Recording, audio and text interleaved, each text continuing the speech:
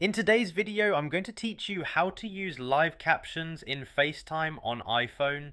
So let's go ahead and get started right on the phone. I'm picking up my iPhone here, and the first thing we're going to do is open up the Settings app. It's the grey gear icon, and once you tap on that, you'll land on the main settings screen with all the different options listed out. Now that we're inside settings, what we want to do is head over to accessibility. So I'm just going to scroll down a little bit until I see accessibility in the list, and then I'll tap on it.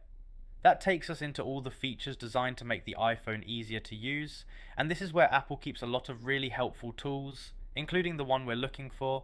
Once we're in accessibility, I'm going to scroll down again. There are quite a few options here, so just take your time and move down the screen until you see live captions. It should be listed on its own, and when you spot it, go ahead and tap on live captions.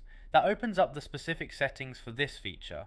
Now we're inside the live captions settings page. At the top you'll see a toggle for live captions. I'm going to tap that switch to turn it on. As soon as I do that, the toggle turns green, which lets me know the feature is now enabled. This basically allows your iPhone to automatically generate captions for spoken audio, and we're going to make sure it works specifically for FaceTime in just a second. With live captions turned on, we're going to look just below for another option that says live captions in FaceTime. This is the one that makes the feature work during your FaceTime calls. So I'm going to tap that toggle as well to switch it on. Again, you'll see it turn green, confirming that it's active, and that's really it. Once both of those toggles are turned on, first live captions and then live captions in FaceTime, you're all set. From this point forward, when you're on a FaceTime call, your iPhone will be able to display live captions for the conversation, as long as everything is enabled just like we set it up. I'll just quickly scroll up and down to double check that both switches are still on.